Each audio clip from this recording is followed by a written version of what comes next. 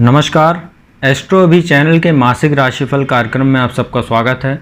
आज इस वीडियो में मैं कन्या राशि के बारे में आपको जानकारी दूंगा कि कन्या राशि के जातकों के लिए जून का महीना कैसा रहने वाला है। आपके सामने जो ये चार्ट बना दिख रहा है, ये कुंडली, यह चंद्र राशि के आधार पर है। ये लग्न राशि या नाम राशि के आधार पर इसको मत देखिएगा, ये चंद्र राशि के अनुसार मैं आपको जानकारी दूंगा। सबसे पहले ग्रह गोचर की जानकारी आपको दे देते हैं कि जून के महीने में ग्रहों की स्थिति क्या रहेगी। आपका जो दूसरा भाव है यहाँ पर तुला राशि, इसमें केतु पूरे महीने विराजमान रहेंगे। छठे भाव में शनि पूरे महीने यहाँ विराजमान रहेंगे स्वराशि कुंभ में, और 17 जून को यहीं पर वो वक्री भी हो जाएंगे। इसके बाद अष्टम भाव में बृहस्पति राहु का पूरे महीने चांडाल दोष रहेगा। बुध जो है वो 7 जून तक आपके अष्टम भाव में बृहस्पति राहु के साथ हैं, राहु के साथ जड़त्व दोष रहेगा। इसके बाद 7 जून को वो निकलकर आपके भाग्य स्थान में आ जाएंगे, बहुत शुभ स्थिति हो जाएगी, लग्नेश और दशमेश का भाग्य स्थान में जाना। इसके बाद बुध एक बार और राशि परिवर्तन करेंगे और भी ज़्यादा शुभ स्थिति में आ जाएंगे जब दशम भाव में मिथुन राशि में गोचर करेंगे और भद्र नाम का महापुरुष राजयोग बनाएंगे 27 जून से। और मंगल और शुक्र की बात करें तो मंगल नीच राशि में कर्क में है, शुक्र के साथ पूरे महीने एकादश भाव में। तो यह थी पूरे ग्रहों की जानकारी राशि परिवर्तन की कि जून के महीने में कन्या राशि के लिए ग्रहों की स्थिति क्या रहेगी। अब मैं आपको राशिफल की जानकारी देता हूँ। सबसे पहले बात करते हैं आपके ही जो राशि के स्वामी हैं बुध की। बुध जो है वो 7 जून कर आपके अष्टम भाव में, लग्नेश और दशमेश का अष्टम भाव में जाना, ये कहीं ना कहीं थोड़ी सी आपके लिए समस्यादायी स्थिति अभी काफ़ी दिन से बनी हुई है, क्योंकि बुध जब से अष्टम भाव में गए यहाँ से आपको कहीं ना कहीं स्किन डिजीज़ जैसे फोड़े फुंसी की समस्या, सर्दी जुकाम खांसी की समस्या या मौसमी बीमारियाँ, उनसे आपको दो चार होना पड़ रहा था। जैसे सनबर्न हो जाता है या जैसे गर्मी का मौसम इस समय चल रहा है और स्किन पे आपको कहीं ना कहीं दिक्कत देखने को मिलती होगी। जब भाग्य स्थान में गोचर करेंगे 7 जून से तो उसमें कहीं ना कहीं राहत आपको मिलेगी। लग्नेश और दशमेश का भाग्य स्थान में जाना ये बहुत शुभ स्थिति है, आपके मान सम्मान में वृद्धि होगी। साथ ही दशमेश होकर भाग्य स्थान में है तो कार्यस्थल पर भी आपको कहीं ना कहीं अब फायदा देखने को मिलेगा। जैसे आपका कोई मनचाहा स्थानांतरण हो सकता है, पदोन्नति हो सकती है, नया नेतृत्व मिल सकता है। साथ ही भाग्य का आपको सहयोग मिलेगा कार्यस्थल पर, आपके उच्चाधिकारियों के साथ अच्छे संबंध होंगे, कलीग्स या बॉस के साथ आपकी अच्छे जो है रिश्ते बनेंगे। और जैसे यदि आप कंसल्टेंसी से जुड़ा काम करते हैं या आपने शेयर बाजार वगैरह में पिछले दिनों निवेश करके रखा हुआ है, उसमें कहीं ना कहीं आपको फ़ायदा देखने को मिलेगा बुध का यहाँ पर गोचर होने के बाद। और आपको एक बात और बता दूं कि सूर्य भी 7 जून से 15 जून तक यहाँ पर गोचर करेंगे। सूर्य बुध का बुधादित्य राजयोग बनेगा और 15 जून को सूर्य दशम भाव में आ जाएंगे और बुध यहाँ पर 27 जून तक विराजमान रहेंगे। इसके बाद बुध एक बार और राशि परिवर्तन करेंगे और दशम भाव में आ जाएंगे। यहाँ पर वो और विशेष स्थिति में आ जाएंगे क्योंकि लग्नेश और दशमेश होकर वो दशम भाव में रहेंगे स्वराशि मिथुन में केंद्र स्थान में, तो भद्र नाम का महापुरुष राजयोग बनेगा और सूर्य भी यहाँ पर 15 जून से विराजमान रहेंगे पूरे महीने। तो सूर्य बुध का एक बार फिर से बुधादित्य राजयोग बनेगा 27 जून से। तो 7 जून से 15 जून तक भाग्य स्थान में और 27 जून के बाद से दोनों जगह पे सूर्य बुध का बुधादित्य राजयोग का फल आपको मिलेगा। यहाँ पर जब बुध का गोचर होगा तो बुध जो है आपके लग्नेश भी हैं और दशमेश भी हैं और दशम भाव में रहेंगे। तो जैसे अगर आप फाइनेंस, मैनेजमेंट, बैंकिंग, इन सब क्षेत्रों से जुड़े हुए हैं या कंसल्टेंसी से कोई जुड़ा काम करते हैं, सलाहकार वगैरह हैं, या मैथमेटिशियन है या अकाउंटेंसी के फील्ड से जुड़े हुए हैं, या CS की तैयारी कर रहे हैं आप, चार्टर्ड अकाउंटेंसी या CS की, कंपनी सेक्रेटरी वगैरह के एग्ज़ाम अगर आप उसमें सम्मिलित होने जा रहे हैं, ऐसे लोगों के लिए यहाँ बैठा बुध बहुत फायदेमंद है। साथ में जब सूर्य यहाँ विराजमान रहेंगे तो सूर्य और बुध का मैनेजमेंट बहुत अच्छा होता है, बुधादित्य राजयोग जब बनता है। साथ ही सूर्य और बुध की जो युति रहेगी, जब उसकी चतुर्थ भाव पर दृष्टि रहेगी तो कहीं ना कहीं आप भूमि भवन में निवेश के लिए भी अच्छा माहौल आपके लिए बनेगा। यदि आप रियल इस्टेट वगैरह में जॉब करते हैं या अगर प्रॉपर्टी डीलिंग वगैरह का आप काम करते हैं, तो ऐसे लोगों को भी कहीं ना कहीं ये सूर्य बुध का बुधादित्य राजयोग लाभ दिलाने वाला रहेगा। इसके बाद सूर्य की बात करते हैं। सूर्य जो है वो 15 जून तक आपके भाग्य स्थान में है। सूर्य कन्या राशि में कोई कारक ग्रह नहीं होते क्योंकि द्वादश के स्वामी होते हैं कोर्ट कचहरी वाद विवाद खर्च के। यहाँ के स्वामी होकर भाग्य स्थान में वो 15 दिन तक रहेंगे, 15 जून तक। तो कहीं ना कहीं थोड़ा सा भाग्य में समस्या देने का कार्य करेंगे। जैसे यदि आपका कोई कोर्ट कचहरी का मामला चल रहा है, वाद विवाद में आप फंसे हुए हैं पिछले दिनों, या खर्च में आपके बढ़ोतरी, उसमें ये सूर्य जो है कहीं ना कहीं आपके भाग्य में अवरोध उत्पन्न करेंगे। साथ ही अनायास आपके खर्चों में भी बढ़ोतरी ये सूर्य कराने का कार्य करेंगे। इसके बाद सूर्य 15 जून को यहाँ दशम भाव में आ जाएंगे। दशम भाव में सूर्य को दिग्बली माना जाता है, यहाँ उनको दिशा बल प्राप्त होता है। साथ ही यहाँ के वो कारक स्थान है, क्योंकि दशम भाव सरकारी नौकरी का, राजनीति का होता है और सूर्य इसके कारक ग्रह हैं। हालांकि द्वादशेष है, इसके बाद भी आपको कहीं ना कहीं राजनीति में सफलता मिल सकती है। सरकारी नौकरी की तैयारी कर रहे हैं उसमें भी आपको कुछ सफलताएं देखने को मिलेंगी। बस आपको ये ध्यान रखना है कि द्वादशेष होकर दशम भाव में है, तो यहाँ पर 27 जून तक जब तक वो अकेले हैं, तो आपको ये ध्यान रखना है कि कार्यस्थल पर आपके खिलाफ कोई षड्यंत्र वगैरह हो सकता है। आपका जो है, जैसे कुछ लोग होते हैं टांग खींचने वाले, ऐसे लोगों से आपको सावधान रहने की आवश्यकता है।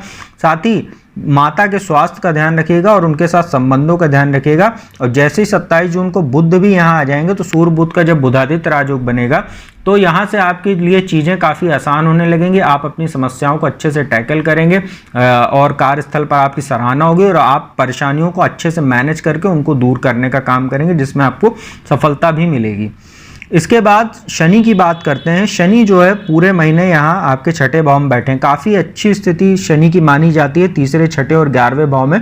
छठे भाव में यहाँ 17 जून तक वो बैठे हैं और यहीं पर वो वक्री भी हो जाएंगे 17 जून को। और 17 जून के बाद जब वक्री होंगे तो भी कोई बहुत ज़्यादा हानि आपको नहीं होगी, क्योंकि तीसरे, छठे और 11वें भाव में जो अशुभ और क्रूर ग्रह होते हैं, यदि वो वक्री हो जाए तो और भी उनके शुभ फलों में वृद्धि होती है। तो शनि वैसे भी यहाँ शत्रुहंता योग बनाए हुए हैं। जब वो 17 जून को यहाँ पर वो वक्री हो जाएंगे और 4 नवंबर 2023 तक वक्री रहेंगे, तो यहाँ पर वो शत्रुहंता योग तो बनाए हैं, परंतु दिक्कत बस ये आ जाएगी शत्रुओं में और आपकी वृद्धि होगी। हालांकि वो आपको कुछ बिगाड़ नहीं पाएंगे, परंतु उनको शांत करने में, उनको टैकल करने में कहीं ना कहीं आपका समय और धन दोनों ज़ाया होगा, तो थोड़ा सा मानसिक तनाव भी आपका बढ़ेगा। साथ ही शनि की जो तीसरी दृष्टि है वो अष्टम भाव पर पड़ेगी, तो चांडाल दोष पर दृष्टि पड़ रही है। और अष्टम भाव जो है कहीं ना कहीं जीवन में अचानक घटनाओं का विचार किया जाता है इस भाव से, तो कहीं ना कहीं आपका अनचाहा जैसे स्थान परिवर्तन भी हो सकता है, जैसे किसी कार को लेकर या घर वगैरह आपको बदलना पड़ सकता है, जैसे किराए वगैरह में आप रहते हैं, तो कहीं ना कहीं आपके जीवन में कुछ अचानक परिवर्तन भी देखने को मिलेगा, जो थोड़ा सा आपके लिए मानसिक तनाव बढ़ाने का और शारीरिक थकान को बढ़ाने वाला रहेगा, परंतु ये भविष्य के लिए अच्छा कहा जा सकता है। इसके बाद सप्तम दृष्टि शनि की द्वादश भाव पर रहेगी, तो कोर्ट कचहरी से जुड़ा कोई मामला चल रहा था उसमें आपको थोड़ी सी समस्या जरूर होगी। हालांकि आप शनि के मंत्रों का ओम शनि शनिश्चराय नमः या हर शनिवार को पीपल के वृक्ष के नीचे आप जाके संध्या काल में आप सरसों के तेल का दीपक जलाएं हर शनिवार को, तो कहीं ना कहीं शनि के शुभ फलों में वृद्धि होगी। और अनायास खर्चों पर आपको थोड़ा सा अपने लगाम लगाने की आवश्यकता रहेगी। अपने आंखों का ख्याल रखिएगा, क्योंकि द्वादश भाव आंखों का होता है और थोड़ी सी आपको अनिद्रा की भी शिकायत हो सकती है मानसिक तनाव को लेके। इसके बाद दशम दृष्टि शनि की यहाँ पर तीसरे भाव पर पड़ेगी, तो वक्री शनि की जब यहाँ दृष्टि पड़ेगी तो आपके पराक्रम में वृद्धि होगी। आपके छोटे भाई बहनों से संबंध जरूर थोड़े खराब रह सकते हैं, क्योंकि यहाँ पर शत्रु राशि बन रही है, परंतु ये ध्यान रखिएगा आपका पराक्रम और पुरुषार्थ तो बढ़ेगा, आपके साहस में भी वृद्धि होगी, परंतु उस पराक्रम को सही दिशा में लगाइएगा, अन्यथा आप किसी वाद विवाद में भी फंस सकते हैं। इसका आपको ध्यान रखने की आवश्यकता रहेगी। इसके बाद बृहस्पति और राहु की बात करते हैं। बृहस्पति आपके चतुर्थ भाव और सप्तम भाव के स्वामी होकर अष्टम भाव में है, राहु के साथ चांडाल दोष बनाकर पूरे महीने, और शनि की तीसरी दृष्टि रहेगी और केतु की सप्तम दृष्टि रहेगी। तो चतुर्थेश का अष्टम भाव में जाना ये माता के स्वास्थ्य को तो प्रभावित कर ही रहा है, साथ ही आपके साथ उनके संबंधों को भी खराब कर रहा है और भौतिक सुख साधन में भी ये कमी करने का कार्य कर रहा है। साथ ही भूमि भवन वाहन में यदि आप निवेश करना चाह रहे हैं तो सतर्क होकर निवेश कीजिएगा, अच्छे से सोच विचार लीजिएगा, अन्यथा ये राहु के साथ बैठकर बृहस्पति की युति कहीं ना कहीं आपके लिए समस्यादायी रह सकती है निवेश के पर्पस से। और सप्तमेश होकर बृहस्पति अष्टम भाव में है, तो वैवाहिक जीवन का भी ख्याल रखिएगा, पति पत्नी एक दूसरे के स्वास्थ्य का, आपसी सामंजस्य का, आपसी रिश्तों का ख्याल रखिएगा। साथ ही यदि आप किसी रिलेशनशिप वगैरह में हैं तो भी आप सतर्क रहिएगा, वरना आपका रिश्ता टूट सकता है। और एक्स्ट्रा मैरिटल अफेयर वगैरह से बचिएगा, अन्यथा आपका जो वैवाहिक जीवन है वो कहीं ना कहीं विवाद उसमें बढ़ सकता है और वो तलाक तक की भी नौबत उसमें आ सकती है, क्योंकि राहु के साथ बृहस्पति बैठे हैं। यहाँ राहु बैठे हुए हैं तो ये अज्ञात भय का भी काम करते हैं। परंतु एक चीज के लिए बृहस्पति राहु की स्थिति यहाँ अच्छी है, यदि आप जैसे गुप्त विद्याओं का अध्ययन करना चाहते हैं, जैसे ज्योतिष या तंत्र मंत्र जैसी गुप्त विद्या, उसके लिए युति अष्टम भाव की अच्छी मान सकते हैं, क्योंकि शनि की भी तीसरी दृष्टि है और तंत्र मंत्र ज्योतिष इसके कारक ग्रह शनि भी हैं और राहु शनि का ही फल देते हैं और बृहस्पति शिक्षा के और ज्ञान के कारक हैं। तो अध्यात्म में भी ये जो है ये युति व्यक्ति का जो है इंटरेस्ट बढ़ाती है और केतु भी देख रहे हैं, तो गुप्त विद्याएं, अध्यात्म, इन सब चीजों के लिए यह युति अष्टम भाव में अच्छी मानी जाती है। बस आप इसका ये ध्यान रखिएगा कि बृहस्पति अष्टम भाव में अपने पाचन का ख्याल रखिएगा, वरना आपका पाचन बुरी तरीके से प्रभावित हो सकता है। इन दोनों की दृष्टि द्वादश भाव पर है, तो खर्च में बढ़ोतरी रहेगी। कोर्ट कचहरी से जुड़ा कोई मामला आपका चला, उसमें भी कुछ समस्या राहु देने का काम करेंगे बृहस्पति के साथ। द्वादश दूसरी भाव पर सप्तम दृष्टि है, तो परिवार का माहौल थोड़ा सा खराब हो सकता है आपके वाणी और आपके व्यवहार की वजह से। साथ ही संचित धन में भी ये कमी करने का काम करेंगे। और चतुर्थ भाव पर दृष्टि रहेगी बृहस्पति राहु की, तो संचित धन जो है वो आप भौतिक सुख साधन पर ही खर्च करेंगे, तो काफी सतर्क होकर कीजिएगा यदि आप कोई निवेश करने जा रहे हैं, अन्यथा आपका धन वगैरह भी डूब सकता है या आपको कोई धोखा मिल सकता है, क्योंकि राहु बैठे हुए हैं बृहस्पति के साथ। इसके बाद मंगल शुक्र की बात करते हैं। मंगल आपके लिए कोई कारक ग्रह नहीं बनते हैं, अष्टम भाव के स्वामी और अष्टम से अष्टम तीसरे भाव दो मारक स्थान के स्वामी बनकर एकादश भाव में, और शुक्र भी यहाँ पर है। शुक्र हालांकि कन्या राशि में बहुत शुभ होते हैं, तो धन भाव के स्वामी और भाग्य के स्वामी होते हैं, और भाग्येश होकर लाभ में, धनेश होकर लाभ में, तो कहीं ना कहीं आपके आय में वृद्धि होगी, आपको लाभ, चौतरफा लाभ आपको इस समय योग बना हुआ है।